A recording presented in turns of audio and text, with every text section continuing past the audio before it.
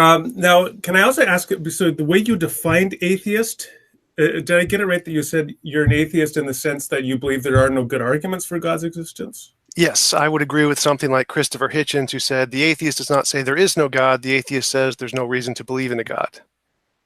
Okay, so by that definition, a Christian fideist who believes there are no good arguments for God's existence, but nonetheless they are for non-rational reasons a believer in God, they would be an atheist by that definition.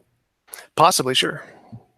Okay, so that would seem to be a defeater for the adequacy of your definition, because if a person would qualify as an atheist even while believing in God, you probably would want to revise the definition. Well, I just adopt the definition because it's what's most used by most atheists, as far as I know, most big atheists. So it's mostly just a representation of the position. The definition itself isn't really important. Okay. Now, there's another way to do it, and that's with abstract objects. Like a triangle, if you draw a triangle, it will always add up to 180 degrees, the angles. That is also true independent of opinion. But triangles don't exist. They're not a part of the universe, but they can still be true independent of opinion. So triangles also refute subjectivism. Are you with me so far? I don't know about the statement triangles refute subjectivism because I'm not convinced abstract objects exist. But if you want to, but what I have to say though, I'm finding it like mildly frustrating that you're moving away from the question, right? So the question. No, I'm moving towards the question because your question is missing the point. You're missing the point completely. So I've got to walk you there step by step. Wait a second. No, you don't get to just declare I'm missing the point if I start a line of questioning that you have trouble with. So the line of questioning that we were on before you moved, right, was we asked, what does the sentence killing a baby is wrong mean? It means killing a baby is immoral. What does killing a baby is immoral means? It means killing a baby is out of line with some kind of law of the universe. What does killing a baby is out of line with some kind of law of the universe mean? It means killing a baby isn't an instantiation of some kind of abstract object. So I'm asking you what you think you're saying there. What do you mean by law of nature or abstract object? What is the abstract object? What is the law of nature? Again, so let me try to explain this again. So no, wait, Tom, I have to say, I'd lose interest completely if someone tries to dodge a line of questioning. Do you want to answer? I'm not dodging anything. You're questioning. Okay. What is the question, Isaac? Well, wait. Yeah. So the question is, what is the question? What's the law of nature? Can you rephrase it? Gravity is gravity. What do you? That's a dumb question. No, you can give a mathematical description of gravity. What's the law of nature you're referring to? And if you want to take time to think it through, and we can do like a round two, like I'm easily reachable. You can also find me in the Discord. What I'm not sure that I understand your question, Isaac. What are you saying? What is the moral law of nature? What exactly are you specifically saying? So you're gravity is a law of nature. You're gonna have to track your way through these sentences. Okay, Adam. So here we go. So he says that it is killing a baby is wrong. Okay. What does that mean? What does it mean to say killing a baby is wrong? It means killing a baby is immoral. Still don't really know what that means. Yeah, so I ask, exactly. What does it mean? Right. Okay, good. So I asked, what does it mean to say it's immoral?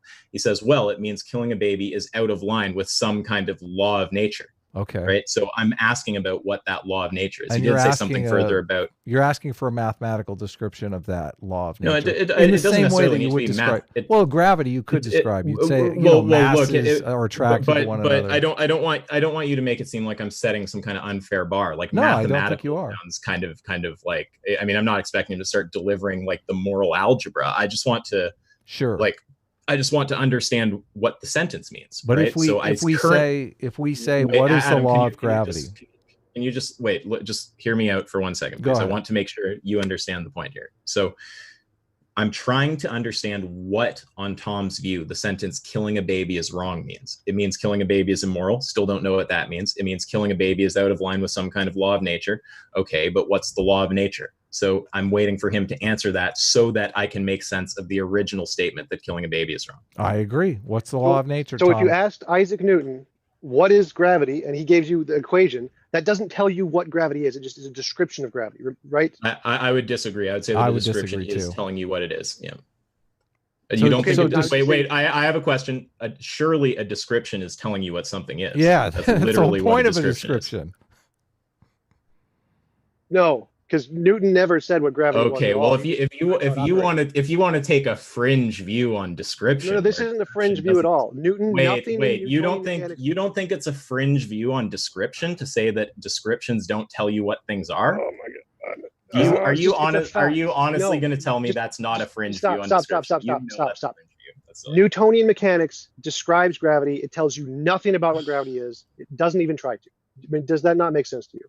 Okay, so there's two things that are standing out to me. So the first is that it's crazy that you're not conceding that this is a radically idiosyncratic view on description. Okay, everyone understands a description to be some kind of to be telling you what something is. I mean, you must have a radical understanding of description. And then the other point, because that's just a side point, that's almost just a tangent based on you saying one sentence that I had trouble with, right?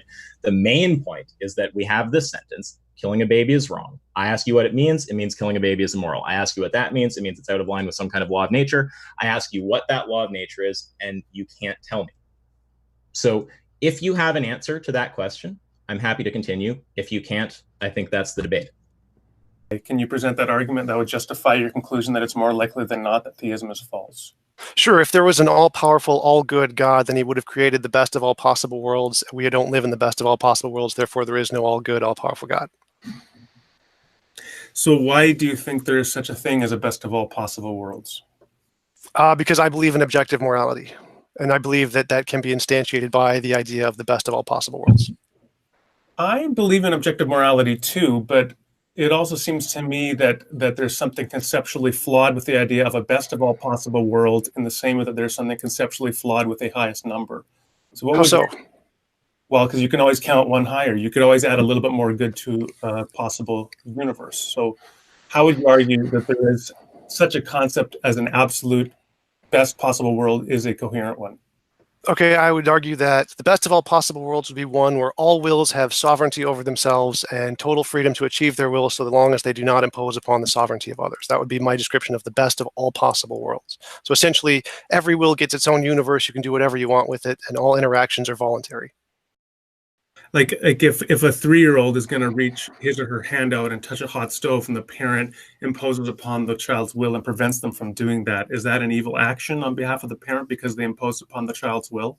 Sort of. Based on my definition, that would be one immoral action to prevent a greater immoral action, and so it's justified because we don't live in the best of all possible worlds. Okay, I think that's a defeat or an objection, at least, to your definition, because I think it's actually a moral good that the parent would prevent their child from burning their hand on the hot stove. But you're saying, anyway, that on your view, that is an immoral action for the parent to prevent the child from burning their hand. But you said that the child's burning their hand would be a greater moral evil. So that does actually still invite another rejoinder, which is, well, then how do you know that when there are wills imposed upon one another in the actual world, that there is not, from God's perspective, a morally sufficient reason to allow those impositions? For my definition, I define immorality as just any involuntary imposition of will. That is my intuitive understanding of what immorality is. And so a world where all interactions are voluntary would eliminate all immorality. It seems more moral to me if they were optional than if they were imposed upon involuntarily. That just seems intuitively to be immoral to me. So it seems that statement is incoherent with what you said a moment ago, because you said the parent's imposition upon their child would be immoral by your definition, which, again, I stated I don't think that is correct, but that is your view. But then you stated that the parent is justified because the child's burning their hand would be a greater evil. But of course, the child willingly burning their hand is not an imposition upon the child's own will. It is the actualization of the child's own will. So how could that be evil on your definition when you define an immoral or evil action as one that is imposing upon a will? Because I include nature's imposition on will as also being immoral. So, or in this case, not nature per se, but, well, maybe I guess it would mean the laws of nature in terms of the properties of the stove burning the flesh. Yes. Okay, so that's an extended analogical understanding of imposition upon will. So your view is that if the child burns their hand and suffers, nature has imposed its will upon the child. Or involuntarily restricted the will of the child in some way, yeah. Okay. Do you think that a person can rationally disagree with your understanding of best of all possible worlds, and thus your objection to theism based upon suffering as you perceive it? Or do you think your arguments are sufficiently strong that it should rationally compel me to agree with you? Oh, no, this is just my own idea, and I haven't been able to talk about it enough to articulate it to the point where I think it would be compelling to everyone. So absolutely, people can rationally disagree with it. For all if there's anyone who knows physics watching, and I'm doing an embarrassing job with gravity, forgive me, but I'm sure we all understand that gravity is some kind of like description of like objects and their like, you know, properties and what they do and how they move together or whatnot, right? So yeah, we're going to say that the apple falling is an instance of that, right? Now, what is the baby being killed an instance of? It can't be that it's an instance of wrongness, because if it's wrongness, then all you're saying is this trivial claim that it's an instance of something that doesn't move us towards the best or the world with the least preference violation, which everyone will agree with. So what's it an instance of? So how would you answer that question for the gravity example? If I say we see the apple falling. Yeah, I just did that, right? So we can go through it again. So when we're going to say that that's an instance of matter behaving in accordance with some kind of mathematical description we have. So what you just said is that tautology is circular. You're just saying we have. How's it circular? Wait, how is it circular? Because you just said that we have a description of something that we see, and we're describing it. That's all you said. What's the circle? So we have a description of a mathematical description, and the apple falling is. Don't just try to tell me random things are circular because I pointed out something you're saying is circular. What is circular about what I'm saying at all? You're interrupting me every time. Stop interrupting me so I can answer your question. Because what is hey guys, one at a time. You want me to do time? Tom, go ahead. You have the floor. Would you stop interrupting? Holy shit! I've tried to answer this 4 times, and you guys keep interrupting. Shut up, please. You have a minute. So go ahead. Oh my god. So we see the apple falling, and we have mathematical descriptions of how the apple falls, and you're saying the apple falling is an instantiation of the descriptions. That's a circle. How's that a circle? Don't interrupt. Let him continue. Well, that was the end, so that was fine. So if we have descriptions, and we see an instantiation, and that instantiation is of the descriptions, that's literally a circle. What's a circle about that? If P then Q, Q then P, like what? Where are the propositions P and Q? What are you talking about? So we have an object falling. And wait, saying if P then Q and if Q then P is just a biconditional implication. That's not a circle. No, that is exactly a circle. Well, wait. Are you familiar? Are you competent with propositional logic? Well, let's be clear. Yes, I am. Yes, right. I'm extremely competent. So could you? Okay, so when is the biconditional true? So let's just go back to these. No. Wait. If you say you're competent, if you are, you'll answer this. When is the biconditional true? When is the biconditional true? Explain. It's a circle. Can you explain it, Isaac, for the audience? Wait. No. I think that Tom is pretending to know what he's talking about. Okay, when is the biconditional? Don't Google it. When is the biconditional true? When is the biconditional true of your circle? It's a circle. No. When is the biconditional operator in propositional logic true? I see you looking at something. Are you Googling? Yeah, so then don't say you're competent with it. So let us know, Isaac, for the audience, so we can all be in on it. Yeah, so the biconditional is true when P and Q are true. It's false when P is true and Q is false. It's false when P is false and Q is true. And it's true when P and Q are both false. Well, that was absolutely no help at all. But anyway, continuing. Well, the takeaway is that it has a precise mathematical definition within propositional logic, which Tom just pretended to know. Okay, so, I gotcha. What sort of process through natural faculties would give us the ability to grasp moral facts? Yeah, so I'm not making the Platonic argument. I'm saying it's like morality is actually grounded in a physical particle or a physical wave that we haven't discovered that is transmitted through the universe, just like gravity is, as a function of some natural process. And it interacts with our brain in some way, like gravity interacts with our bodies, and that's how it transmits to us. What makes that a good explanation? What makes that a more satisfying explanation than the theist's explanation? Oh, it's not. I'm just saying it's an equally plausible alternative. I see both as equally implausible. Equally equally implausible and equally plausible? Well, I mean, those mean the same thing, but yeah, equally implausible. So, or equally plausible. So you find the theistic explanation as plausible as the alternative explanation that you've proposed. Yeah, but I mean, I see them both as really implausible, but they're equally plausible from the same perspective. So like if you see something as super implausible, then it's equally as plausible as any other implausible thing. So, okay, so let's go back for a moment to your definition of atheism, right? Your definition of atheism was with respect to the absence of good arguments for God's existence. Now, why don't we add another alpha privative, so that the A of denial, and say atheism is the view that there are no good arguments for atheism, as you've defined it.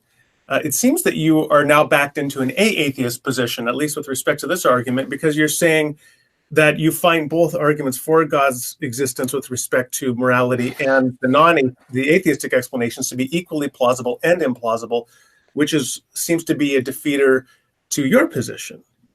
I'm not sure I follow. Let me just see if I can. So I don't think there's any reason to make any conclusions about what the true fundamental nature of reality is. It's possible it's theism, but it's also possible it's pantheism. I don't believe in either of these. They're just possibilities.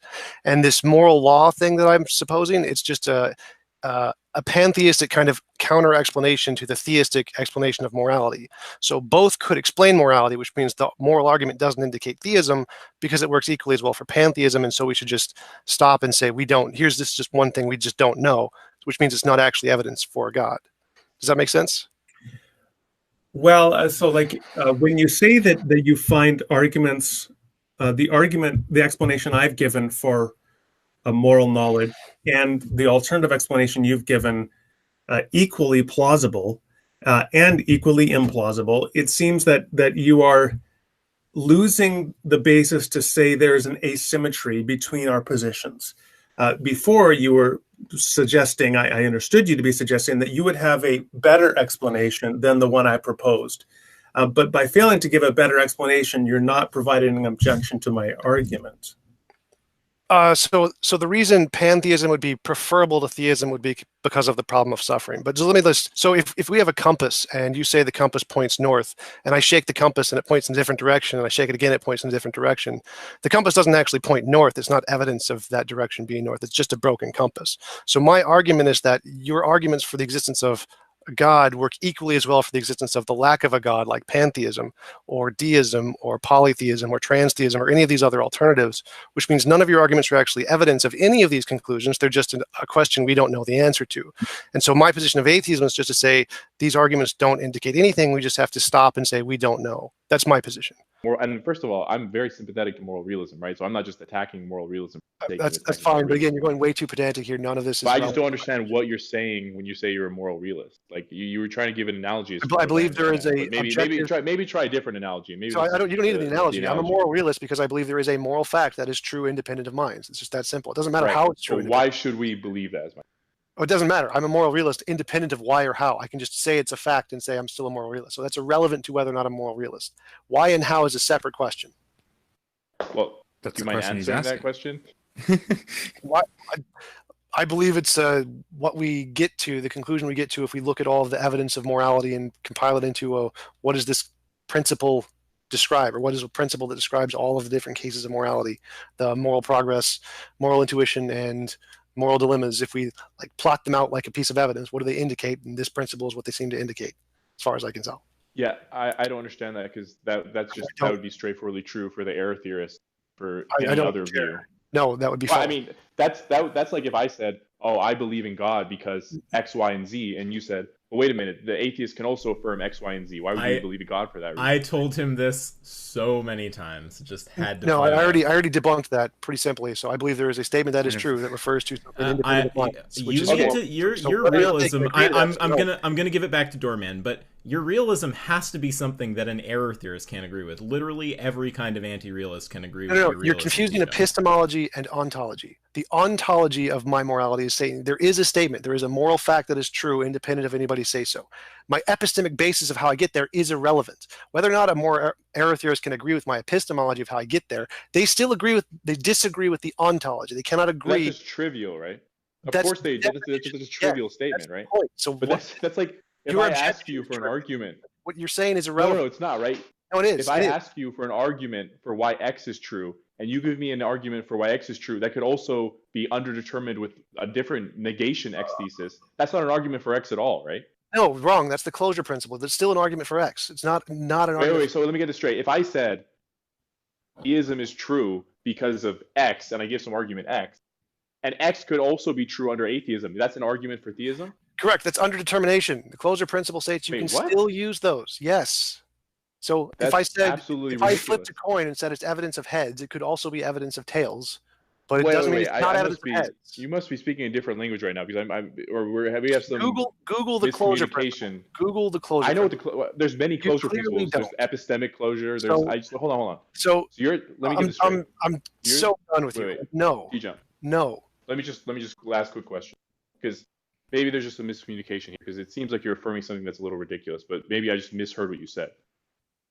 So let me try to just answer right now. Yes, evidence can indicate many different conclusions. I'm not saying my evidence is proof that morality is objective. That's a leap. But I'm asking you. That's a leap. I'm asking you, right? Well, I mean, we can call it whatever we want, right? So I'm just asking you. Suppose I'm on the fence, right? And I don't know whether realism or anti-realism. I'm agnostic about this, and I say if I had compelling evidence, then I wouldn't need to argue at all. I could just give you the compelling evidence to convince everyone. I don't have compelling evidence to prove moral realism. I've said I don't in every possible video. This is how I get to the conclusion. You may not agree with how I get to the conclusion. You may use the same methodology to get to a different conclusion. That's irrelevant. This is how I got to that conclusion. You don't have to agree with it. It's irrelevant. So I don't understand why why was the original discussion on why were you trying to defend moral realism in the original discussion from what I heard? Because that's the conclusion I get to with the evidence. But you just said you can't defend it. It's a leap. So I don't see why you would defend it, right? It's that's the problem of underdetermination. You can still do that. That's totally fine. Like saying we see an apple drop, that could be explained by gravity, or it could be explained by the fact we're in the matrix and it's delusion by Descartes' demon. It's undetermined. It doesn't mean you can't use it to indicate one. You can still use it. The entire point is when there is underdetermination, we appeal to other things that can determine which one is true. For instance, if I think every scientific theory, hold on, let me finish, D-Jump. I think every scientific theory is underdetermined, right? I would just appeal to some virtue that I can sort of use to pick out which theory is true. If they're fully underdetermined, there's no reason just trivially to pick one over the other. They are unless we appeal to some other virtue. They are all undetermined.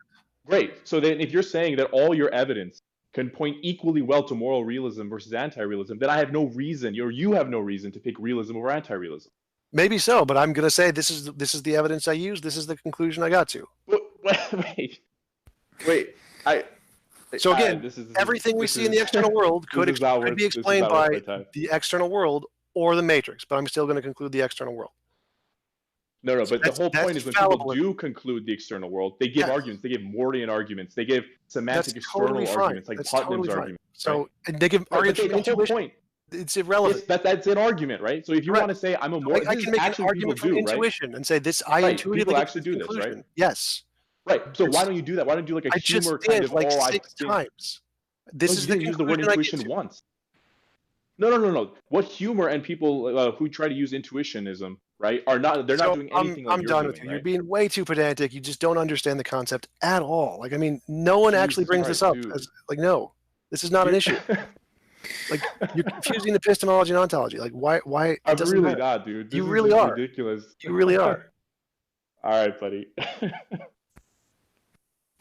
Troy, are you there? Tom, are you sure? Yeah. Did it? That was legit pretty funny, actually. Wait, is he still here? Yeah. Tom, are you sure you don't want to continue with Dorman? He's a smart guy. Guy has a PhD for a reason, right? Like, probably worth interacting with. But if you don't want to, we can see if there's any other questions. Yeah, I have no interest in this because I'm not saying that my conclusion of moral realism is totally justified. If I could do that, I wouldn't need to argue for it. I understand it's the weakest argument I have. I understand I can't indicate it. I've said that many times. It's just an intuitive leap. T-Jump, I can be justified if you're thinking something and still have to argue for it, right? Right, but I'm saying I can't get any. There's no conclusive evidence or reason to believe it. I'm not asking for conclusive evidence. Look, even if you give me some weaker form of evidence, I'm all ears for it, right? I'm not saying you need to give me some Right. So my argument, which I said like 6 times, is I get to the conclusion of this based off of this evidence. That's purely just intuition right there. I don't have any. I agree the evidence can be interpreted in many different ways, and I'm saying I get to this conclusion purely intuitively. Right, but what I'm asking is there anything about the way you look at the evidence that makes you lean toward realism versus anti-realism? No, it's just an intuitive leap. That's it. So it's like I say these can be explained by one principle, and I'm going to say this principle exists. It seems true, independent of minds, and that's it. It's just an intuitive leap. That's it. I've said this many videos. I don't have any conclusive proof or significant evidence to indicate this. It's just an intuitive leap. Well, presumably we can actually defend this if we think some sort of intuitive leap is warranted or justified, but you presumably don't think that, right? I have no idea. It's just all right. Yeah, I guess there's no point in having this conversation. But you don't think that just having, you think that a ground for any position is just having an intuitive leap? Well, a ground doesn't have to be a good ground. You can just ground it with anything. TJ, I think what was being asked of you, what was being asked is not that you have conclusive evidence. What was asked is essentially, why would you lean one way or the other if it seems like on both of them? I've answered that. Evidence like intuition. Right, and I reject properly basic beliefs because I think they're silly. I think that we can prove they're wrong sufficiently amount of time that they're not justifiable for anything. It's just like saying our intuition. We have intuition that something is true. Intuition fails enough that the intuition is not a description and has no correlation, as far as we can tell, with reality as it is. It is purely a construction of our mind. So I would say that our properly basic beliefs are similarly just purely a construction of our minds. There is no correlation to reality as it is, and it undercuts all of Plantinga's properly basic arguments. Like, no. That from my perspective. Wow. Give me real quick your one sentence definition of atheism again. There is no reason to believe in a God. There is no reason to believe in a God. Couldn't a theist, like a fideist, be that? Yes, they could. So you think fideists are atheists? If they agree with me on that, I'm happy to grant them that label if they want it. But they wouldn't want that label, of course. Right? They may not. They would reject that label. Right. Wouldn't you need to add something to that to say there's no good reason to believe in God? And by the way, for the audience, a fideist is just someone who believes in God and doesn't think they need any justification for it whatsoever. They just believe it sort of by some weird notion of faith. They just believe it. So they could believe there are no good reasons or arguments, but they believe nonetheless. So, but they would certainly. I think it might be a little unfair to say, well, they're just another kind of atheist, right? Because they clearly believe in God. Right, so they could be, but I tend to value epistemology more than I value ontology. I don't care about what exists. I care about what reasons we have to believe things. And that's all that matters to me. Like anything about beliefs, about what really exists, I think are completely ridiculous. We don't know what exists. The only thing that matters to us, or should matter to us, is what reasons do we have to believe it? So from my worldview, if there are no reasons to believe in a God, that trumps whether or not you believe there is a God. That's just how I prefer to use the language and the terminology. Certain models, certain moral theories make it seem like some immoral action is actually the best thing to do, that there isn't a better thing to do. So like in the case of putting people in prison or punishing people or judgment, certain models make those things seem like they are good things. Like the Christian model says judgment is good. We want this judgment thing. And I'm saying, no, my model is better than those models because it says judgment isn't good. It's just the least bad thing. And so the reason we should adopt my model is because it makes it's better than the models that say that there's this immorality like pushing the kid. And that's actually good. We actually want to do this. And in certain cases like Christianity, where they think that judgment is something that is to aspire to, and it's not just the least immoral thing, those kinds of systems are objectively wrong. I'm not exactly sure about utilitarianism, how that would apply. I'm a bit lost now. So, sorry, you're saying that there are moral theories that say that judgment is good. Can you just expand on what you mean by that? Like judging someone for doing a crime or a sin or something, and they deserve to go to hell or whatever, and so we're punishing them, and the punishment is actually a good thing. It's a good thing to harm them in response to something they did. They see that as a moral action. It's moral to judge or to harm or punish for crimes or whatever. And I see. So like justice. You're talking about the concept of justice. Right, right. And so from my perspective, that is immoral. It's immoral to do that. It's justified because you're doing one immoral action to prevent a greater immoral action, like putting someone in prison. But it's never the good thing to do. It's always the bad thing to do. It's just less bad than the alternative. And so, well, but on your theory, everything is always the bad thing to do, isn't it? No, there's always good things too. If you push the kid off the track, that is a bad thing, or you've pushed him off the track. But it's also a moral thing. You also helped his will by making sure he wasn't going to get run over by the train. So it's a bad thing in the sense you pushed him, and a good thing in the fact that you saved him. So it's not just one or the other. Sorry, why is it a good thing? Because you protected his will. You served his will to help him live and not die, assuming he didn't want to die. Right. So my position is that in a will, for a will to do something, there's two options. Either it's determined to do it for reasons, or it does it for no reason, in which case it's random. So those are the only two options. There's nothing you can insert there to get it. Either it's done for determined or it's done for no reason and it's random. And all natural things have the same properties. It's either determined or random. So it could be the universe was created by like some kind of random quantum probability wave, which is why it was created at that particular time as opposed to a different time. And so natural things can answer the same problem. And I could go a step further and say, if you want to say that there's some kind of new feature that will applies to get out of this dichotomy of determined or random, I could just say there's an undiscovered natural property that does the same thing without will. Because it seems to me to just positing this new thing we have no idea what it is and saying, well, it could do something that all the stuff we currently know about can't do. Well, I can just say the same thing. There could be this new natural something that can do something we just don't know about yet. Well, no, that's how IBE or abductive reasoning works. Is you look at these things that need to be explained, and you come up with a hypothesis that explains all the things better than, say, a rival hypothesis. And it's not. The thing is that some properties. I mean, you're familiar with the idea of ad hoc, something being ad hoc, right? So to say that the universe has the ability to make choices would seem ad hoc, right? Because that does not really fit well with what we know about natural universe properties. But it fits perfectly well with a divine being, right? Well, that's the argument I'm making there is that is equally as ad hoc as saying the universe can make choices. So why is saying God can make choices ad hoc?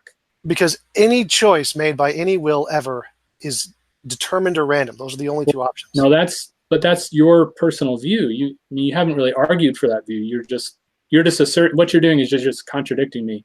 This is like the Monty Python argument clinic, right? Yes, right. So I'm arguing it right now. I'm saying, give me a third option. Tell me how you can get out of this dichotomy. Either something is done.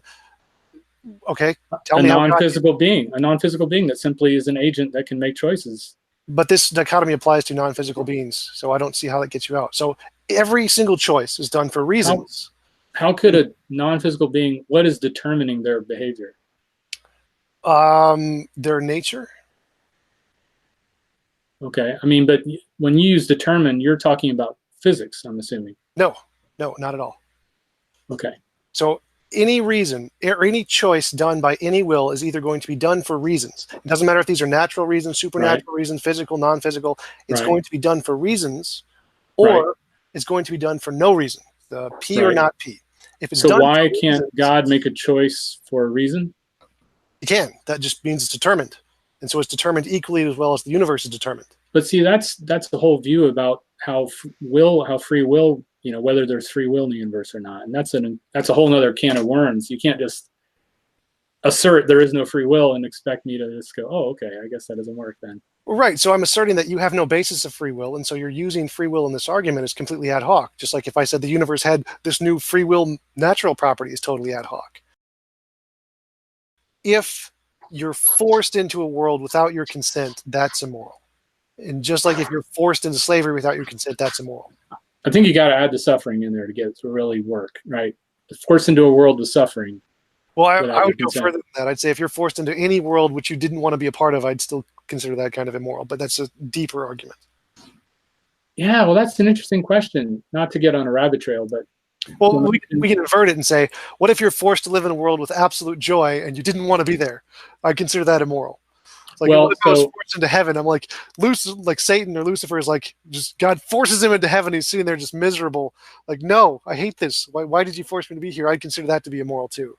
So what if God knows you so well, right? He knows all of your desires. He knows everything you want. He even knows about the conflicts within you, right? That like you kind of want this and that, but you know they're kind of inconsistent, and he knows everything about you. He knows exactly the right world for you, the exact one in your mind that you've imagined and dreamed about. And he even has more wisdom than you, so he can make it a little bit better than you even imagined it. And he puts you in that world without your consent, and you're like, this is the greatest existence. It's just every second is actual bliss and happiness and all my favorite things all the time, and I'm happy. What about that kind of scenario? Yep, that would be immoral because I can make it better. Just make it optional. So God can tell me, he can say, here is your perfect world. Here's what you're going to experience in it. You can go into it if you want to, or you can go to your own universe. And now it's optional. Now it's even more moral. And let's say, it's interesting because that's exactly the kind of argument that Christians make about not overriding free will for salvation. Right. I'm using the free will argument here. Granting it exists is the kind of the whole basis of the argument. What if I want something which is, so let's take an example of a drug addict, right? That's a heroin addict that goes to his GP friend, his doctor friend, and says to him, just write me a script for some pills, man, like to get me some heroin or whatever. Now, the doctor there is faced with someone who obviously has an explicit desire for the heroin. And he probably has an implicit one too, because when he's an addict, he's going to have that desire anyway. But it seems to me that you're going to say it's morally good for the doctor to write him a script for some heroin in that case. I think you're going to find it very hard to wriggle out of that and say that it's not morally good. Well, no, I do. I think it's morally good to give him the heroin, but again, it's pragmatically not like a justified immoral action not to do so because of the consequences. Sorry, what's consequences got to do with it? He's going to die. It's the same kind of a thing. You could do the moral action. He's not necessarily going to die. They're not poisonous pills, right? Die eventually. No, I'm not suggesting that you're giving him something that'll kill him. You're just giving him some heroin. It'll kill him eventually if he keeps taking it. It's bad for his health. I mean, that's. Hold on a second. It's not going to. These pills aren't necessarily going to kill him. There's no reason to think that. I mean, everything's going to kill you eventually. Okay, so if they're not going to kill him, then why wouldn't he give him the drugs? Like, if it's just to make him feel better, sure, why not give him the drugs? I mean, I think the answer is something to do with like it being bad to encourage addiction or whatever. That it's bad for that reason. It's a morally bad thing to do. I mean, I guess to some extent I don't want to fill the gap in there too much because I'm not going to advocate a particular theory here. It doesn't really matter what I think why that reason is. I just think that it's true, isn't it, that encouraging a heroin addiction by like illegally writing someone a prescription isn't morally good, but it is clearly satisfying that guy's desires.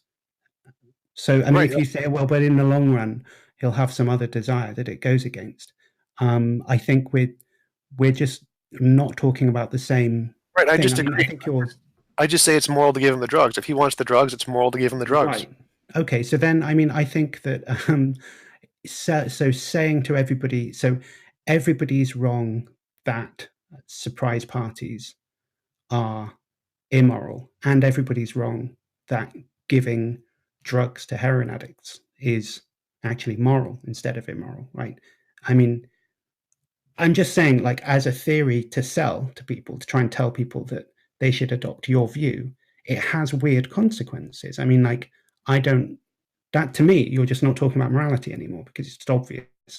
And the birthday case isn't obvious. The birthday case wouldn't be immoral. It's not immoral to throw someone a surprise party under my model.